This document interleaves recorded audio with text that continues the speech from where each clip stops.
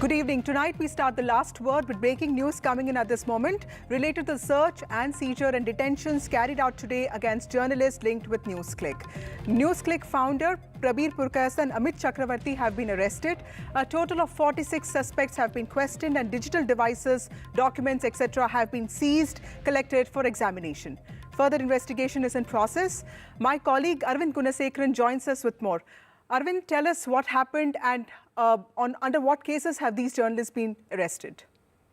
So the sources in Delhi police have confirmed to us that they have arrested Prabir Purkayastha, the founder of NewsClick, and also Amit Chakravarti, who's again a top executive in NewsClick portal. So this particular case pertains to the agency Delhi police registering an FIR under stringent anti-terror law, which is the Unlawful Activities Prevention Act, on August 17th based on information that was shared by Enforcement Directorate. So after a day-long searches and questioning, now the Delhi police has arrested both Prabir Purkayastha, who is the founder of NewsClick, along with Amit Chakravarti, again a senior management person, an individual associated with NewsClick in connection with this particular case. The basis of this particular case is that, according to the Enforcement Directorate, that NewsClick received almost 38 crore as funds in a span of 3 years from entities that are allegedly linked to Chinese individuals, and that's where the agency shared this information with the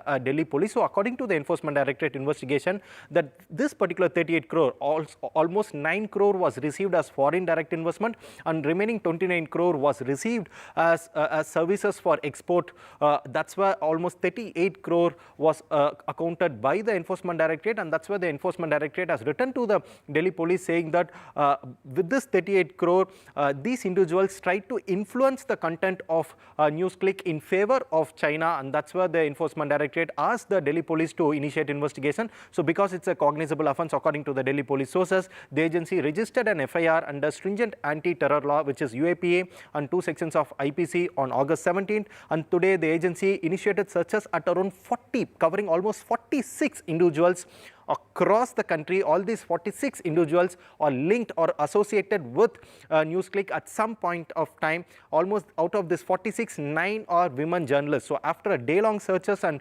questioning, finally the Delhi police has arrested 2 important functionaries of NewsClick. One, Prabir Purkayastha, the founder of NewsClick, along with Amit Chakravarti, who is again a senior management functionary of NewsClick. Thank you, Arvind, for all the details. Moving on, it's day 2 after Nitish Kumar's masterstroke, the release of Bihar's caste survey. This day saw an all-party meeting on the issue, but all eyes remain on the socio-economic component of the survey. That data has not been released yet. Parallel to these developments in Bihar, Prime Minister Narendra Modi was in Chhattisgarh today, where he responded to Rahul Gandhi's "Jitni Abadi Utna Hak" claim. Listen in. कल से कांग्रेस ने एक अलग लाप आरापना शुरू कर दिया है। ये कांग्रेस के नेता कहते हैं, जितनी आबादी उतना हक। मैं कहता हूं, इस देश में अगर सबसे बड़ी कोई आबादी है तो वो आबादी गरीब है, और इसलिए मेरे लिए गरीब ही सबसे बड़ी आबादी है, और गरीब का कल्याण यही मेरा मकसद है। In an unexpected turn of events, senior Congress leader Abhishek Manu Singhvi took to X, formerly known as Twitter, emphasizing that those batting for rights on the basis of population should understand its consequences, as it will lead to majoritarianism. He later deleted the post and has issued an explanation. Jairam Ramesh, Congress party's media in charge, also issued a clarification distancing the party from Mr. Singhvi's post. Coming back to a talking point, the important thing to remember here is that the last census to record caste was conducted in 1931, and the Mandal Commission's determination that OBCs accounted for 52% of India's population is largely derived from that figure. But it is not clear if this 52% figure remains accurate anymore. The caste census, something that the opposition parties have been demanding, is likely to have much more data than the subcaste-wise population. So the big questions we ask today are: 1, what kind of political ramifications can this have on the big battle of 2024? Will Bihar caste survey further social justice? 3, most importantly, how are other states looking at it? 4, How will this push caste-based majoritarianism, and what would a caste census mean for the future of small and non-dominant castes? And will this sensitive caste data ignite a fresh round of Mandal and Kamandal politics of the 1990s? And if yes, will these outcomes will be different this time? To unpack all of this, we have with us a panel of esteemed guests: political analyst and researcher Manisha Priyam, JDU's KC Tyagi, Nikhil Anand, who's the National General Secretary of BJP's OBC Morcha, Aishwarya Mahadev, who's the spokesperson of the Congress, and RJD MP Manoj Jha.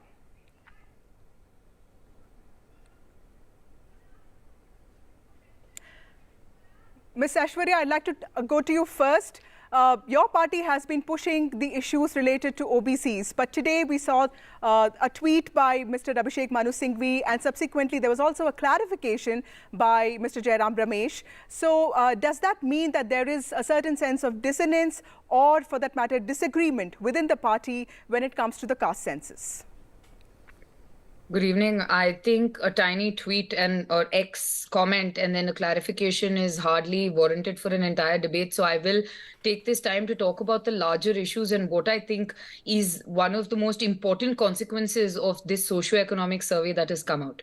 I think polity as a whole has changed since Mandal. Yes, it is an acknowledged reality, but I believe that the fact that socio-economic metrics have not been used as a measure or a parameter to ensure delivery of social welfare policies or schemes across the country is causing a larger gap between the haves and the have-nots, which is why exercises such as the socio-economic census is absolutely important. What Bihar has done is extremely, applaudable for the fact that they have proven to the center that a socio-economic census can be done, especially at this level. In 2015, the Congress government did it successfully in Karnataka as well. So this completely demolishes the argument of the center saying the administrative exercise is too large to be done. All we're saying as the Congress party, and this is not just former Congress President Rahul Gandhi ji's statement, but also Mallikarjun Kharge Sahab himself during elections in my state of Karnataka, where we have a large OBC population as well as population of underserved communities. He made the call to say that socio-economic census should be a right in terms of ensuring better delivery. So what has happened today, we believe, is very momentous. I think that the BJP at the national level may try to side away from it. But let me point out one thing. While the BJP leadership in Bihar has supported the caste census, national leadership may be different, but the rank hypocrisy lies in this, Vasudha, that just a few months ago in Karnataka, Prime Minister Modi was trumpeting the fact that he had empowered the Lingaites and the Vokaligas by giving them special caste reservation.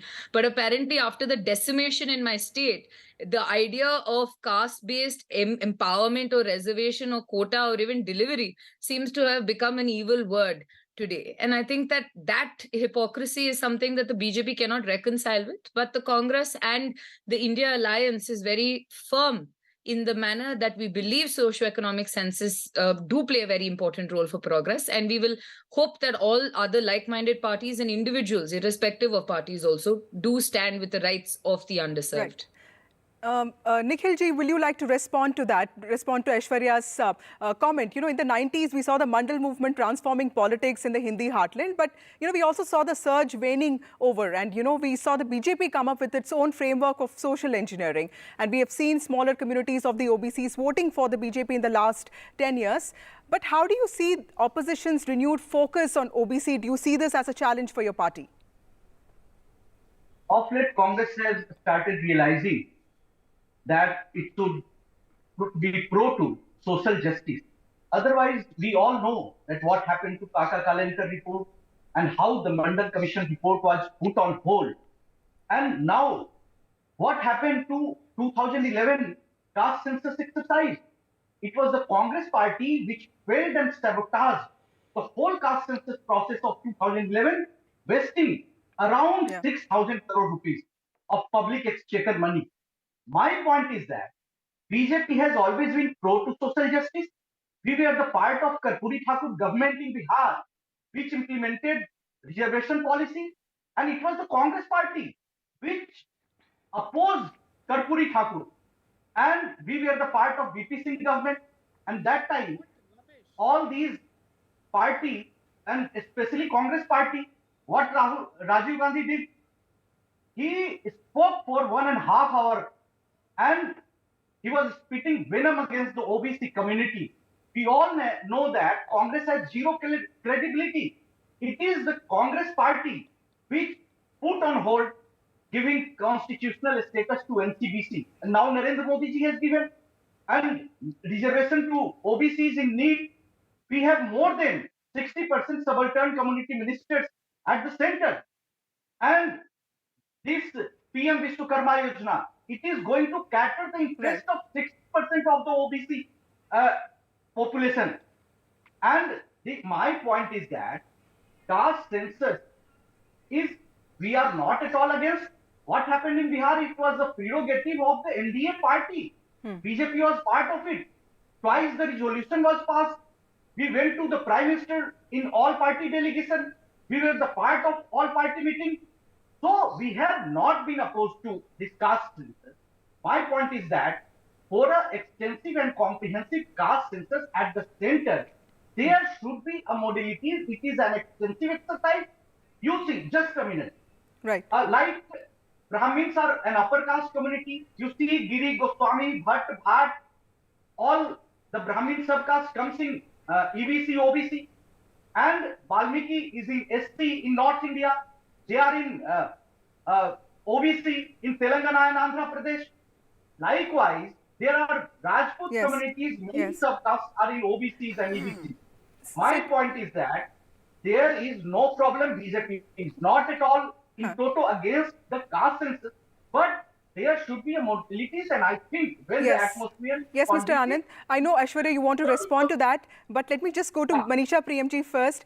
Manisha ji, many believe that this will also give a second wind to the Mandal politics, and we see opposition alliance, like Aishwarya was also saying, India pressing for caste census and OBC subquota even within the women's reservation.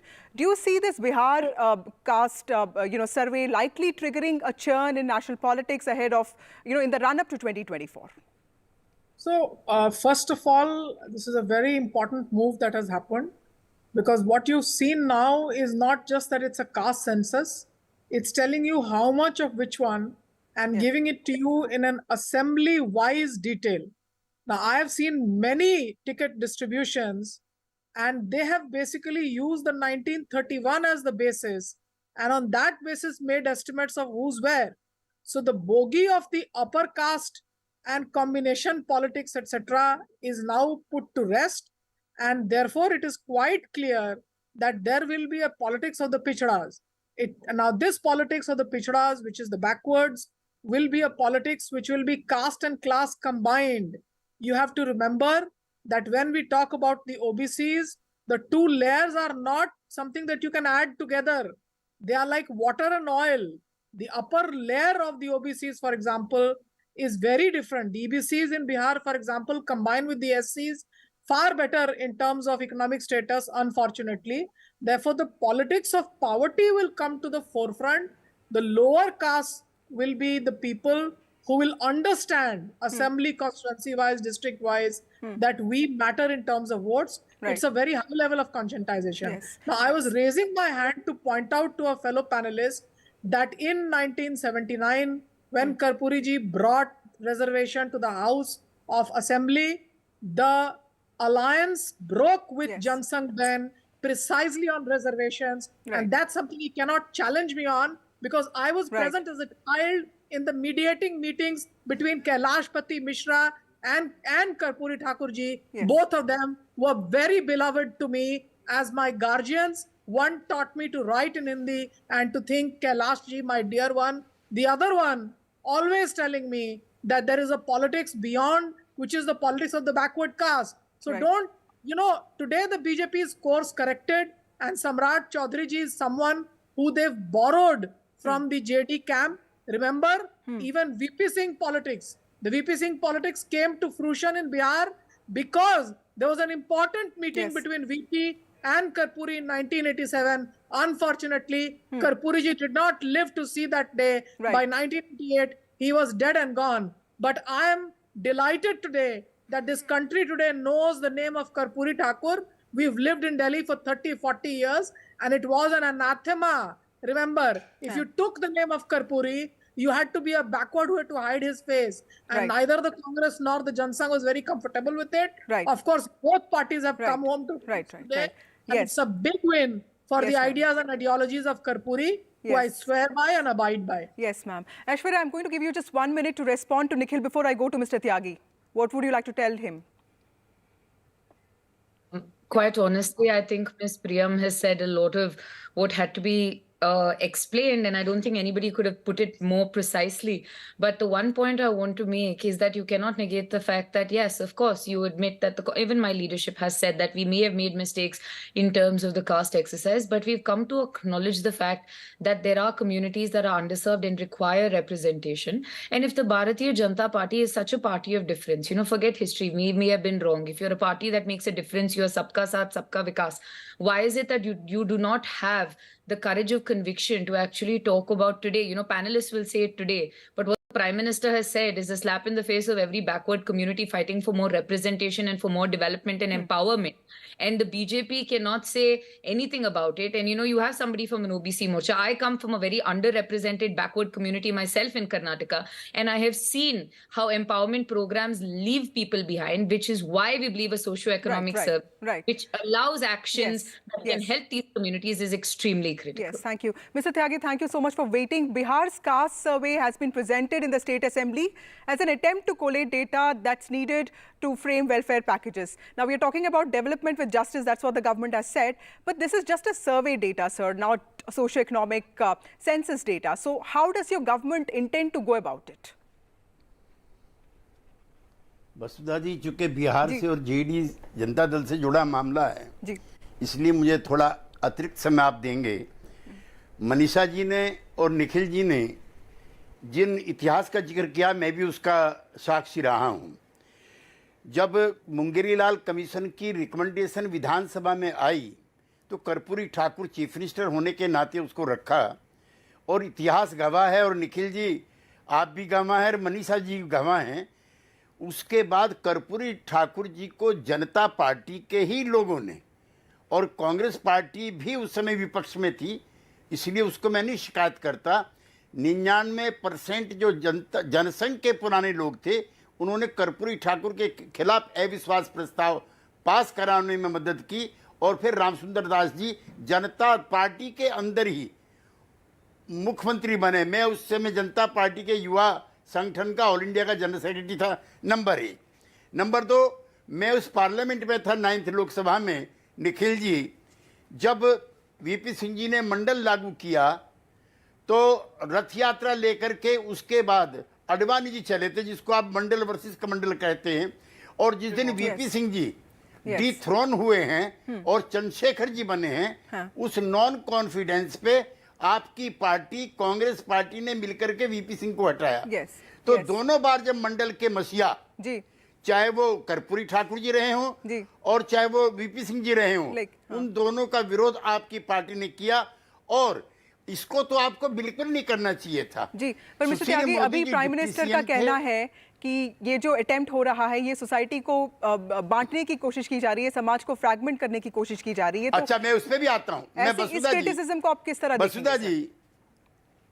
वसुधा जी, जी, प्रधानमंत्री रोज कहते हैं कि मैं चूंकि पिछड़ी जाति से आता हूं इसलिए अपमानित होता हूं। वो ये क्यों नहीं कहते कि मैं हिंदुस्तान से आता हूं? वो ये क्यों नहीं कहते मैं हिंदू हूं और हिंदू से आता हूं? बिहार के अंदर मुजफ्फरपुर में जहाँ की मनीषा जी रहने वाली हैं और निखिल जी रहने वाली हैं, जनसभाओं में उन्होंने कहा भाइयों बहनों, अब वो दिन चले गए जब ये पार्टी कुछ जातियों की हुआ करती थी। अब ये पार्टी पिछड़ों की है, दलितों की है, महादलितों की है, अति पिछड़ों की है। तो जब प्रधानमंत्री इस तरह की भाषा का इस्तेमाल करते हैं, निखिल आनंद जी कहते हैं कि हमारे 28% मिनिस्टर हैं पिछड़ी जाति के, तो जात की शुरुआत तो इन्होंने शुरू की हुई है। अब ये जात, अब ये कहना गरीबी जात है, ये कॉन्स्टिट्यूशन के खिलाफ है। जो पहला आरक्षण की प्रक्रिया शुरू हुई डॉक्टर अंबेडकर के टाइम पे, वो सोशली और एजुकेशनली बैकवर्ड लोगों के लिए हुई थी, वो पुअर के लिए नहीं हुई थी। नंबर 1, ठीक है। एक तो ये कह करके कि एक ही जात है, पुअर ना, जात है हिंदू सोसाइटी में 3000 साल से जो जाति व्यवस्था है उसके तहत कुछ लोग पिछड़े हैं और कुछ लोग पिछड़े नहीं हैं। अब जो बीजेपी के साथ जब हम एनडीए में थे, निखिल आनंद जी ने हम लोगों ने मिलकर के कैबिनेट से पास किया, ऑल पार्टी मीटिंग में पास किया, प्रधानमंत्री के पास गए, उनका अपनी असमर्थता है, तब जाकर के बिहार में ये पास हुआ है। गलत, ये खाली जाति का नहीं है। हम लोगों ने वसुधा जी जो जो जो सारे सेक्शंस हैं उनका मकान, दुकान, जमीन, शिक्षा, नौकरी, कृषि, दस्तकारी के आंकड़े भी इकट्ठे किए हैं, जो बहुत जल्दी हम रिलीज करेंगे। लेकिन मेरा लास्ट, लेकिन निखिल जी, इंडिया तो सब इकट्ठा है, राहुल गांधी से लेकर के एवरीबॉडी। आपकी स्थिति पता है क्या है? बिहार में 3 पार्टियां आपके साथ, एलजेपी के दोनों फैक्शंस आपके खिलाफ, मांझी जी खिलाफ, मल्ला जी खिलाफ, उपेंद्र कुशवाहा जी खिलाफ। ये कह रहे हैं जातिगत जनगणना होनी चाहिए जी। यूपी में आ जाइए, अभी अभी फ्लैश हो रहा आपके चैनल पे, अपना दल की अनुप्रिया पटेल, राजभर की पार्टी, हम लोग we were running short of time sir. आप ही के सहयोगी हैं मिस्टर मनोज झा, उनसे भी बात करनी है sir. Thank you so much all panelist for joining us, and we also have RJD MP Manoj Jha with us, and we'd like to ask him some questions on this. Sir, I would like to start with this first question on, we see many parties including RJD, SAPA, Congress, DMK pushing for caste census, but there are also parties such as TMC that, you know, are major players in this alliance, but they've not been keen on making, caste census a central part of this agenda. So how do you, intend on building some sort of, complete opposition unity on the idea of caste census? Vasulaji, frankly speaking, I'll reiterate what I have said. You mentioned TMC. The biggest roadblock is Honorable Prime Minister's party, BJP. I have 2 affidavits on 28th of August. The first affidavit, and who appeared in the court, you know? Tushar Mehta. Who is he? Not a private person, Solicitor General. He tried to block it by saying the state government cannot do census or any activity, mind the words, akin to census. But then uproar, after that uproar, the second affidavit comes the same evening, which says it was added, paragraph 5 was added inadvertently. So which is the biggest roadblock? The BJP. You know, the BJP thinks that if the reality of the caste comes in the public, it shall do a great harm to their politics. I today was very worried when Prime Minister uses the term, which is a neoliberal rhetorical term. Caste has, poverty has no caste. No, sir. You are my Prime Minister. Lower down the hierarchy of caste, why poverty prevails more? Why it is more prevalent? Why the people who get down to clean my sewer, their caste has not changed? Why there is a category called none found suitable in the universities? Why there is so mere representation in every institution? So there is a relationship between caste, poverty, representation, participation, etc. Right. As far as TMC is concerned, I'm very sure the kind of traction this is getting all over India, I can assure you, they shall also come on board. They shall also come on board. But my worry is Prime Minister's party, which actually tries to fudge this entire thing, and it's a kind of bluff which won't go long in the political constitutional history of India. Thank you, Mr. Jha. So the caste survey data of Bihar has pointed out to the centrality of caste in national politics, but it also remains to be seen what ramifications it has in the run-up to 2024. That's the time that we have for today. Thank you for watching NDTV. Stay tuned for more news.